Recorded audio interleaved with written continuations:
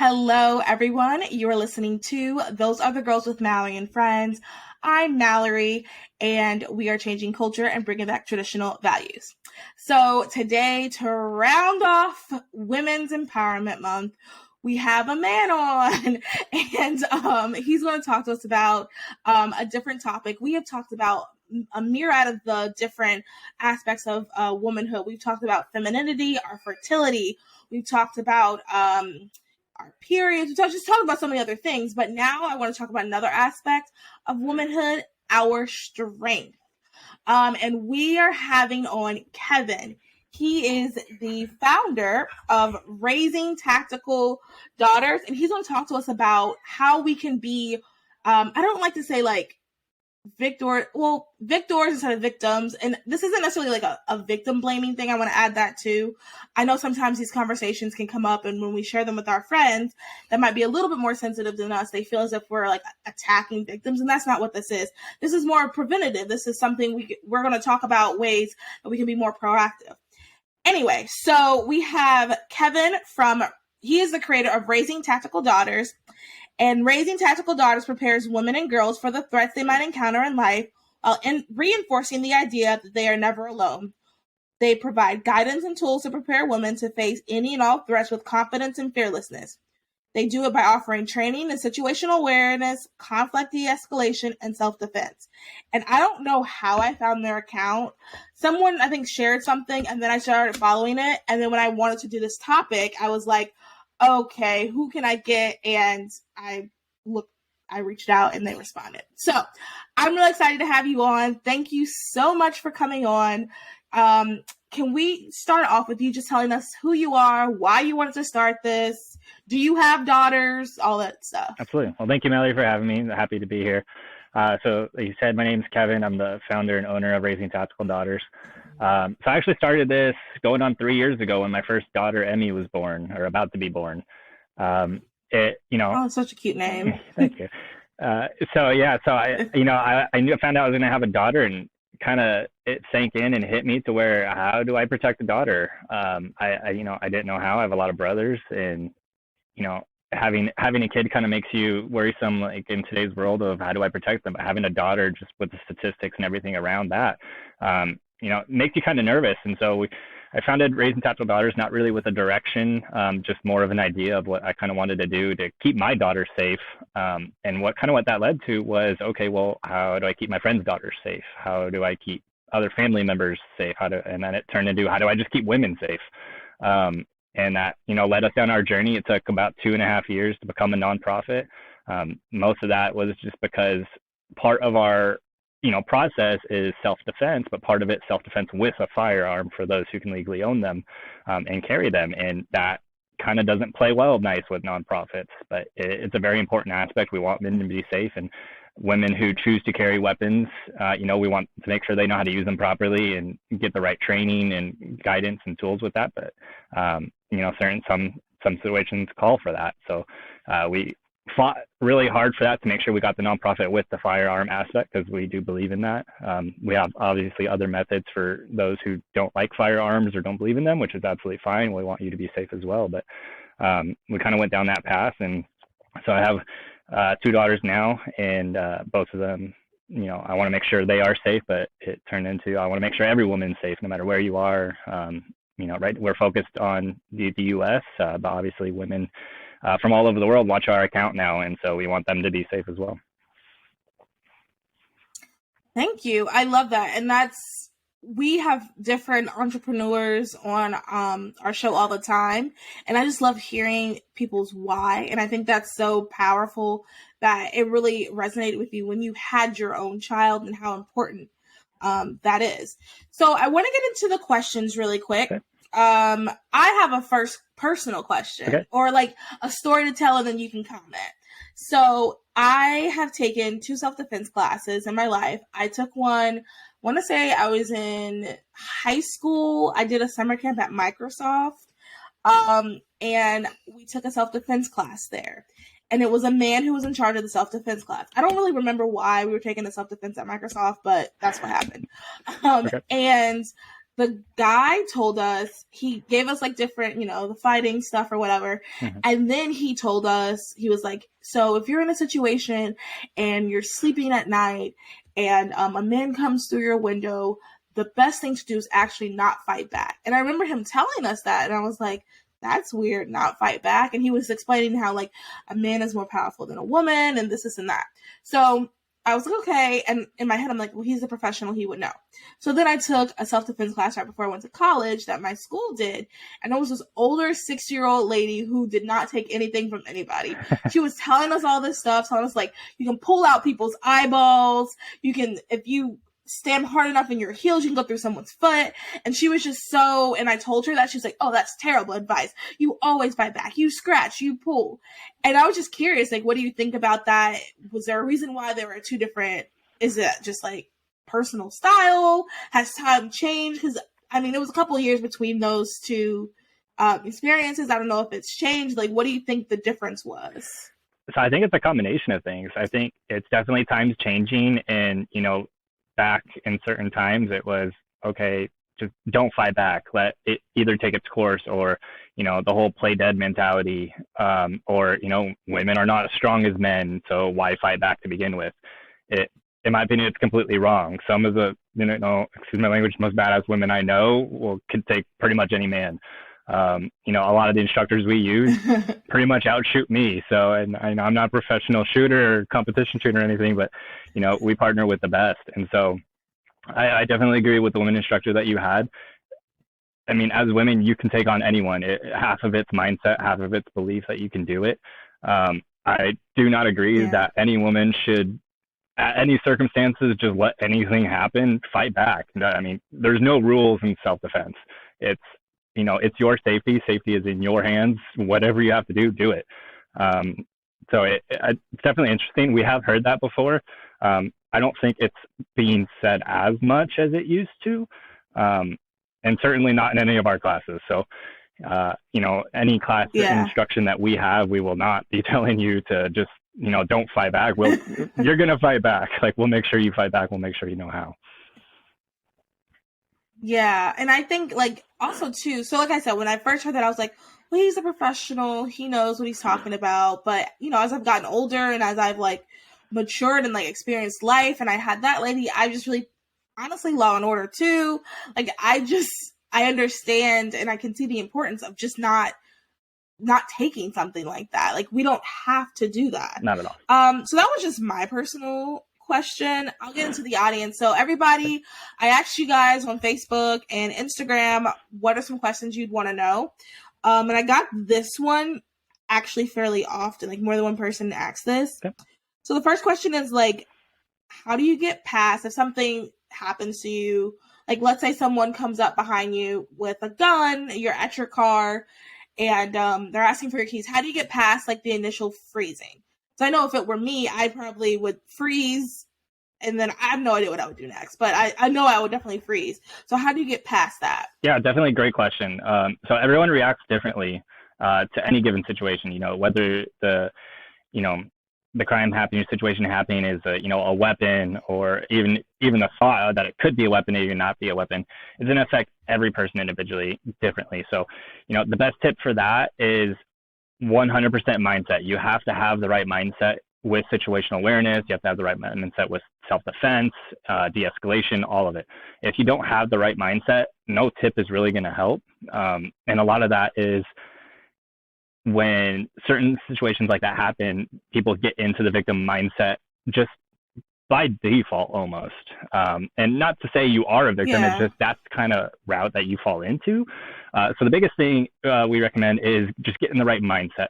Be prepared for any situation that can happen and stay calm. If you stay calm, you can then assess the situation. So, I like to joke around with friends of, people who get startled. Like if, someone walked by and I screamed at them, anybody would get startled. I'd get startled because that's a natural reaction, right? But it's the steps you take after the startle that matter.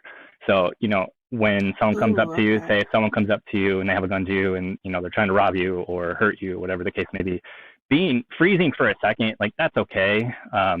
It'd take a lot of time, a lot of practice, a lot of training not to have that initial freeze. But that part's okay. And, that's not necessarily the bad part. It's having the mindset and having the coolness to stay calm and assess what's happening and looking for ways out, have the de-escalation, and try to make that not happen. And then ultimately, if it happens, self-defense. We have a lot of courses that a lot of our instructors teach, like Krav Maga, for example, teaches you how to get the gun away from the perpetrator. It teaches you if someone has a gun to the back of your head, what to do, you kind of, in those situations. So all of our instructors are certified in that. So we definitely can, help with that aspect, but definitely work on the mindset before anything, because if you don't have the right mindset, none of the tips I give you are really probably going to help, because you want to make sure you stay calm. You want to make sure you stay collected. That way you can make the best decisions. Okay, really quick. You've mentioned mindset numerous times. Now, what exactly is the mindset you should have? And then how do we get from where we are today to having that mindset? Absolutely. So the mindset you have to have is you have to have the mindset that anything could go wrong at any given time. It's not saying to be afraid of the world. It's not saying to stay inside like a hermit. And, if you go outside, something bad is going to happen to you. That's not the case at all. It's the mindset of something could happen at any moment, at any time, by any person. And if it does, you know what to do to handle it. Not necessarily the fact that you know how to handle every single situation that may happen, just you have the ability to handle it, right? So a lot of it's confidence.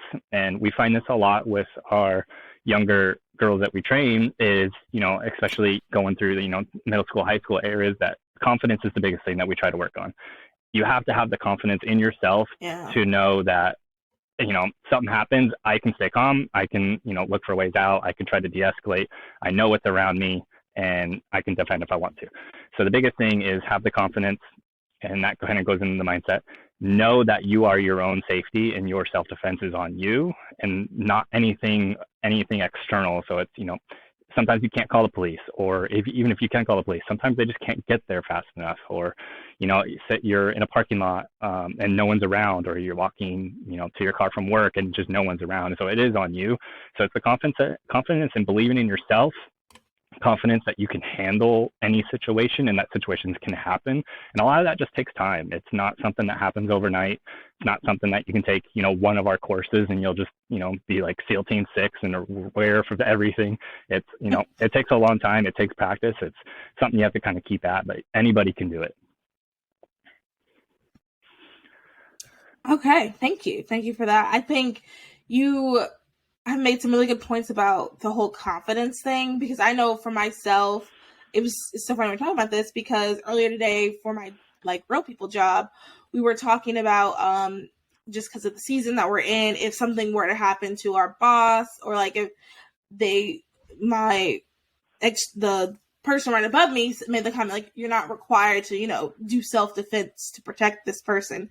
And in my head I was like, yeah, she shouldn't rely on me. I'd be the worst person to try to protect. But I think the confidence thing is a very good point. That's something that I know I have to work on. I know some of our listeners too, they have to work on that as well, because if we didn't grow up, I didn't grow up knowing to fight. I've never been in a fight. I didn't grow up with handguns or anything like that. I grew up in kind of a cushy, I guess, environment. So it just never really crossed my mind until I got older that so many other things, external things, could happen. The next question is another question we got a lot of. What are some tips to stay aware of your surroundings? So that goes a lot into our situational awareness classes that we're going to be having soon. With situational awareness, it's different for basically every age group. So, my almost 3-year-old, her situational awareness is different than, say if I was training you. My daughter's situational awareness is, she loves milk, right? She's 3-year-old, she loves milk. If I have milk or ice cream and I'm standing next to her, but she's, playing on her tablet, well, she noticed the milk. That's situational awareness, because she's glued to a screen. She doesn't know anything that's around her. She doesn't know, if a bear was behind her, she wouldn't know. She'd still play on her computer. So, that's how we teach each individual a kind of age group, if you will, because all of that counts as situational awareness. If you're talking about high school kids, if you watch high school kids leave school, they're looking down at phones, or they're not paying attention to what's around them. They don't know what cars are going past them. They don't know, people walking past them. So, it's that kind of thing. once you get the basics of situational awareness, noticing things, what are out of place, what doesn't make sense, what, who's around, is anyone around? Because, that's a big thing is a lot of people kind of focus on, wow, there's a lot of people here. Well, what if you go into an area that should have a lot of people and doesn't? Like, that's awareness. That's a problem. Ooh, yeah. And so, that's not talked about. So it's one of those things where that also takes time and also takes training, but, there's basic things to notice. So, when you're walking around, just notice things. It's not being paranoid. Like, you're not saying like you have to be paranoid. You have to notice every single little thing. It's like Clue or anything. It's just, if there's people walking towards you, do they look normal? Do they act normal? Does their behavior seem weird? Are they circling? Are they wearing clothes that don't match what everyone else is wearing? And, not the person trying to be funny, but it's, we're in Arizona. So during summer it's 120 degrees. Is someone wearing, like full on, like they live in Alaska or something like that? Wouldn't make sense. So we probably stay away from them. And so it's noticing basic things. Once you notice those basic things, you can pick up on other things like behaviors. Sorry, my watch just started talking to me.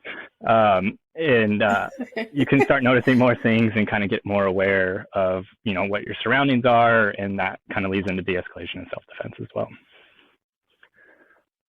Yeah. Oh, that's such a good point. Noticing, well, two things that you said, I was like, okay, I didn't really pick up on that. When you're someplace and there should be people, you're right. We do not talk about that. That is never, people just don't bring that up. And then noticing people who are kind of out of place, like in their attire. I remember in college, I still to this day don't know why, but this guy was walking around with like a legit samurai sword on his back in the pack. And he was just like, walking around our college campus, and my friend was like, what the heck is this? But nobody did anything. Everybody was just kind of, and I mean, sure, he could have just been a weirdo, but like, still, that's strange. Like, that's unusual, but and it's not saying that they would necessarily do bad or any means, like, so for example, in Arizona is big, Texas is big, Florida is big, they're big gun states. And, here in Arizona, people can walk around with ARs and, people walk around with guns on their hips. It's not saying that's a bad person. They're going to do harm. It's just, for me and my safety, I'm going to notice it and keep track of it. Nothing may come of it, and that's absolutely fine. But my safety is in my hands, not anybody else's. And, it's my job to protect my daughters currently because there's 3. It's, I have to notice those things for our personal safety, right? And it's not saying they'll do wrong or harm to anybody, but it'd be strange if I didn't notice and they just were walking right next to me and they had, they look like they're going to war, but they're in Peoria, Arizona. So, it's kind of noticing that. Yeah. Okay, so two more questions, and then our big question. Yep. The next question is, what are some things useful that we can keep in our purse that will be good for self-defense if we need to grab something really quick? So this is a big topic a lot. With women in purses, women like to put everything in purses. So the biggest tip we've gotten from our female instructors is try to not have a bunch of stuff in your purse. Reason being is if you have any type of self-defense item in your purse, whether that is a firearm or if it's pepper spray or if it's a baton stick or a taser, if you have a ton of stuff in there, you're going to be digging. And if you're in a situation where you have to use it, you're not going to be able to get it in time unless you just gravitate towards it. Like, your purse, I'm going in there every single time. I know exactly where it's at, type thing. So the biggest tip we have for that is just, streamline your purse, make sure there's not a bunch of stuff in it. And obviously that may not be able to do that 100% of the time, but, relatively close. And choose what item works best for you. So we get a lot of questions on, and I think it's another question that you'll have, and so I won't talk on too much, is, what self-defense item should I have? What self-defense item should I be using? Yeah, that's pretty much, So I can wait for that one.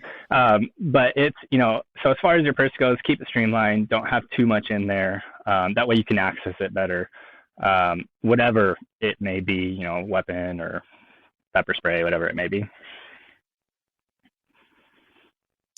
Okay, and then you kind of pretty much guessed the next question. So someone asked, like, like mace versus pepper spray versus, I don't know if you've ever seen those girls that sell the like little stick thing with the, you know what I'm talking about, like the stabber. It has a cute pom pom with it. Like, Yep. which one do you think is best? Would you recommend? Do you think that the little pom poms with the stabby thing is useful? Or do you think it's more of like a gimmick? What are your thoughts? So, and this goes for all things, including firearms. No one can tell you which one is the right one for you. It has to come from you. So the biggest, and this is kind of a side note, the biggest one we get a lot is, you know, whether it's husbands, boyfriends, the guy at the gun shop, oh, you should get this weapon. You should get this firearm. This will be perfect for you. No one can tell you that. Even female instructors, you have to feel it. You have to see if it's the right fit for you, because if it's not, you won't use it properly. Or if it scares you, you won't use it properly.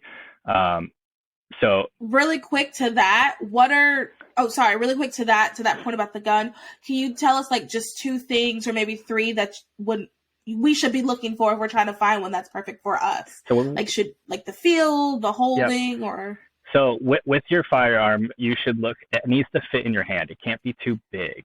You also don't want one too small. So the biggest tip I have for that is, if you're holding your weapon, say with one hand, can your thumb reach the I'm blanking on words for whatever reason.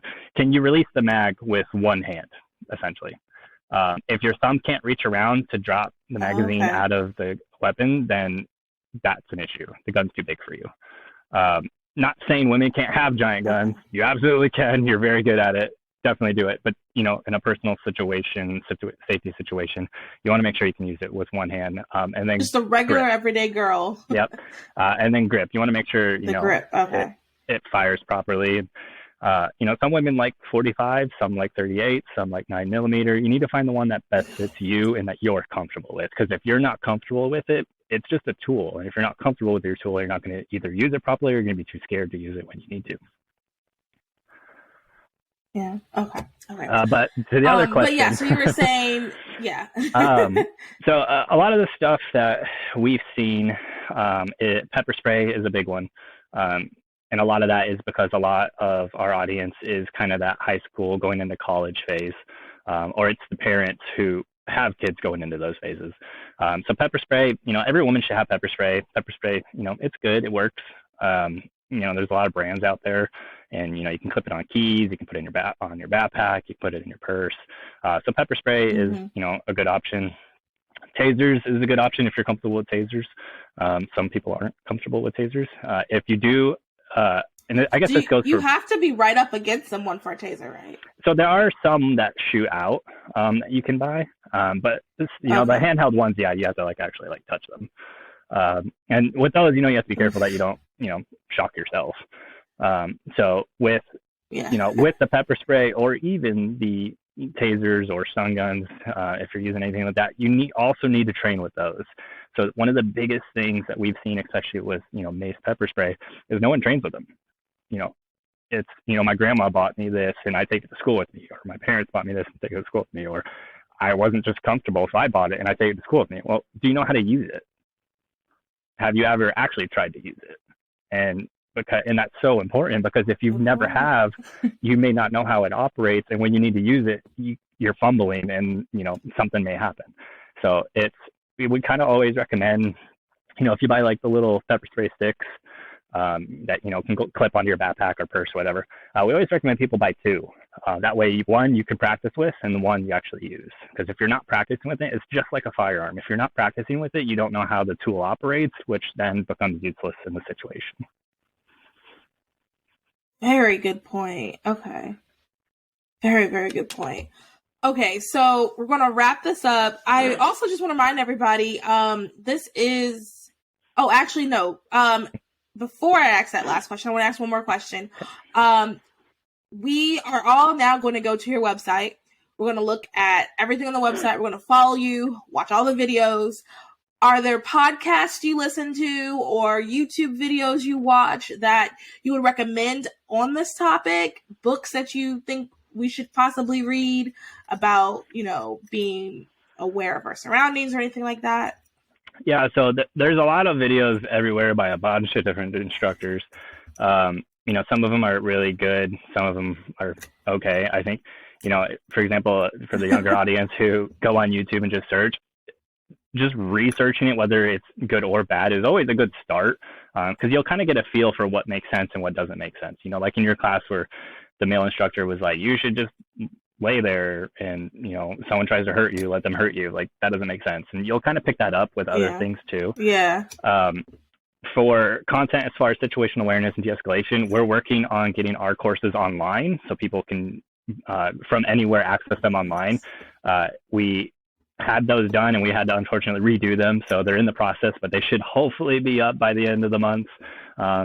Crossing my fingers, it might be next month, but we're trying to get those up as fast as we can so people can go to our website at raisingtacticaldaughters.com, and they'll be able to see those videos there for situational awareness and de-escalation.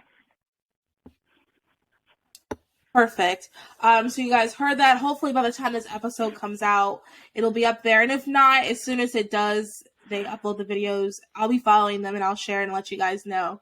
So our very last question that we ask every guest, if every single girl in the entire world was looking at you right now and needed advice, what would you give? And it could be about self-defense. It could be about relationships. It could be about cheese, whatever it is, but whatever you think is super important that every girl in the world needs to know. So no pressure, right? Every girl needs to know, and they're looking at me, male of a female company. Yeah.